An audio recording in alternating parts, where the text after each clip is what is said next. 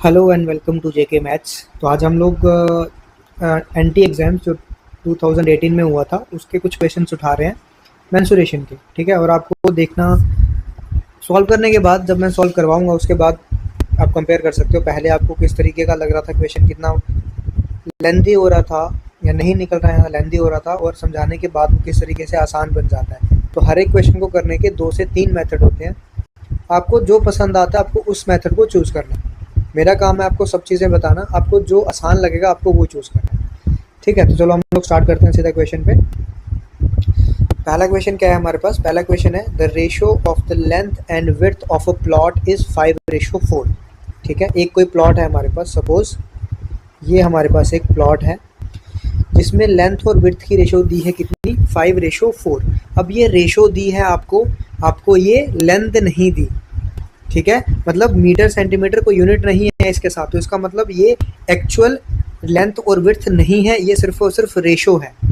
ठीक है, इसका मतलब क्या हुआ? अगर ये 5 4 है, इसका मतलब ये 10 और 8 भी हो सकता है, तब भी रेशो कितनी होगी? 5 और 4 ही होगी। तो ये चीज़ ध्यान से देखना कि रेशो दी है, इसका मतलब ये नहीं है कि वो एक्चुअल लेंथ है। ठीक है, और क्या बोला है? If the width is 60 metre less than its length, length से विड्थ जो है वो 60 मीटर कम है। ठीक है, तो विड्थ जो है वो 60 कम है लेंथ से। ठीक है, तो सबसे पहले आपको क्वेश्चन को ध्यान से समझना है। जब आपको क्वेश्चन समझ आ गया फिर आंसर निकालने में प्रॉब्लम नहीं होगी। एक ही बार क्वेश्चन को पढ़ना है और इस तरीके से पढ़ना है कि आपको क्वेश्चन समझ आ जाएगा। ये नहीं करना कि एक बार पढ़ लिया फिर देखा कुछ पता नहीं चला जल्दबाजी में, फिर दोबारा पढ़ना पड़ा, फिर सॉल्व करने लगे, फिर तीसरी बार दोबारा क्वेश्चन पढ़ना पड़ा। उससे उससे आपका टाइम वेस्ट होगा। ठीक है, तो जो जो ऊपर दिया आप शॉर्ट में लिख लो।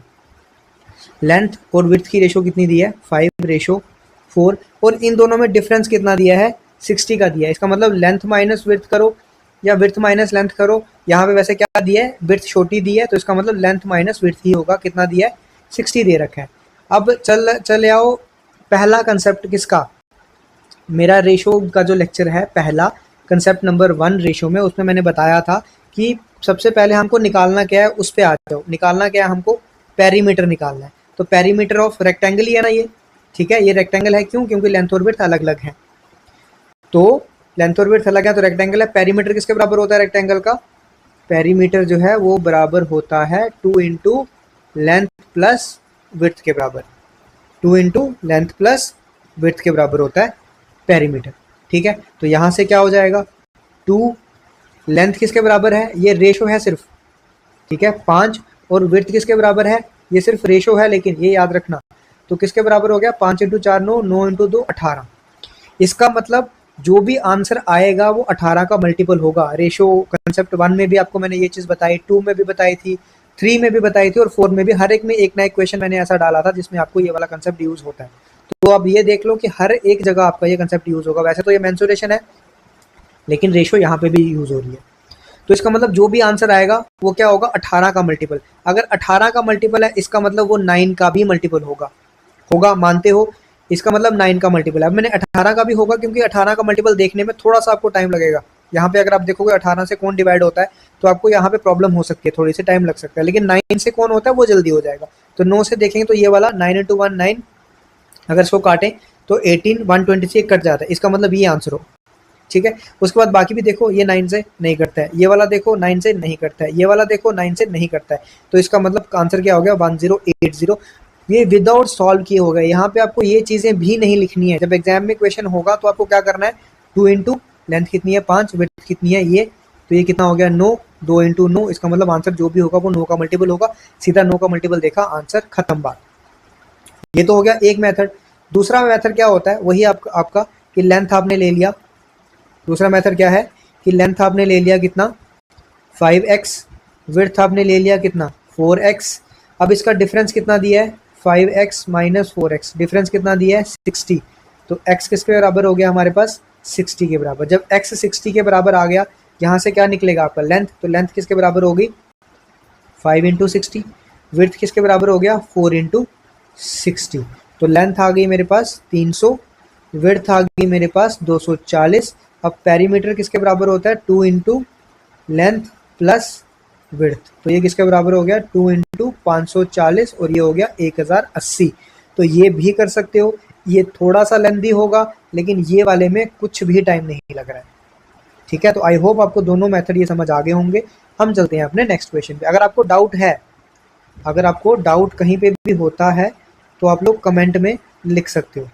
ठीक है, कमेंट में लिख के बता सकते हो कि इस चीज़ में प्रॉब्लम है, या कोई क्वेश्चन को लेके इस कंसेप्ट से अगर कोई क्वेश्चन सॉल्व नहीं होता तो वो भी आप क्वेश्चन लिख सकते हो, तो मैं उसको इसी कंसेप्ट से सॉल्व करके बता दूंगा आपको। ठीक है, तो चलो नेक्स्ट क्वेश्चन पे चलते हैं। ये भी एक एंटी का ही क्वेश्चन है। A floor is 6 metre long and 3 metre wide. एक फ्लोर है जो कि 6 मीटर लॉन्ग है और 3 मीटर वाइड है, इसका मतलब रेक्टेंगल ही है। ठीक है, तो मैं एक रेक्टेंगुलर फ्लोर बना लेता हूँ पहले। ये एक रेक्टेंगुलर फ्लोर है हमारे पास जो कि है 6 मीटर लॉन्ग, तो ये हो गया 6 मीटर, ये भी हो गया 6 मीटर, ये हो गया 3 मीटर और ये भी हो गया 3 मीटर।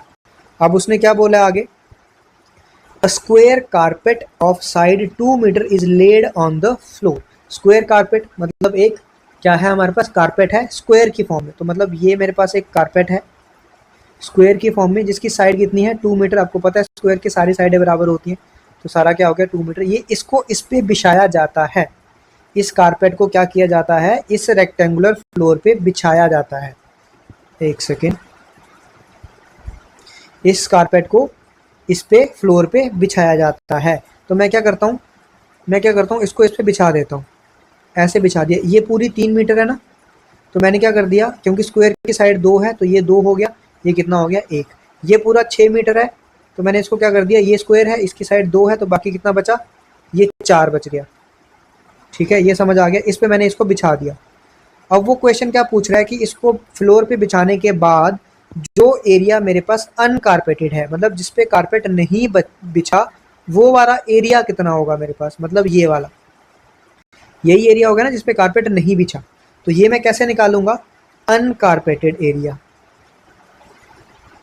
ठीक है, अनकारपेटेड एरिया किसके बराबर होगा, अगर मैं टोटल एरिया पूरे एरिया में से, ठीक है, पूरे एरिया में से माइनस कर दूं स्क्वायर का एरिया, पूरे एरिया में से अगर मैं माइनस कर दूं स्क्वायर का एरिया, तो क्या मेरे पास अनकारपेटेड एरिया आ जाएगा। पूरा एरिया कितना है, ये हमारे पास पूरा एरिया है ये, और इस पूरे एरिया में से अगर मैं स्क्वायर वाला एरिया जो कि कौन सा है ये मैं अगर माइनस कर दूं, तो क्या मेरे पास कारपेटेड वाला एरिया आ जाएगा, ये वाला बिल्कुल आ जाएगा, और यही तो मुझे निकालना है।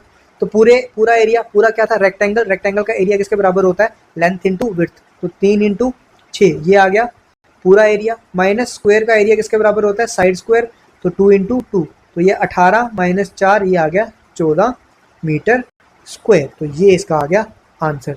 तो ये है आपका सॉल्व करने का तरीका। पहले तो क्वेश्चन को समझो, जब तक आपको क्वेश्चन समझ नहीं आएगा तब तक आपका आंसर नहीं निकलेगा। क्वेश्चन सही से समझ आया उसकी फिगर बनाओ।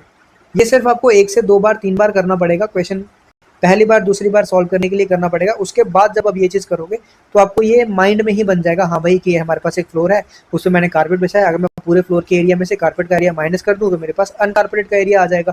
तो आपको ये सब करने की जरूरत उस समय नहीं है, आप सिर्फ सीधा कहाँ पहुँचोगे, इस स्टेप पे पहुँच जाओगे, सीधा फाइनल स्टेप पे पहुँच जाओगे। ठीक है, आई होप आपको ये चीज़ समझ आ गई होगी।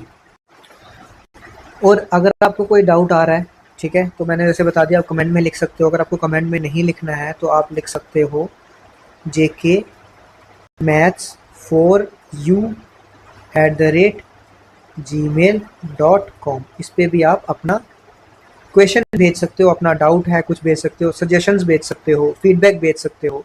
ठीक है, तो आई होप आपको समझ आया होगा। आज के लिए इतना रखते हैं, थैंक यू।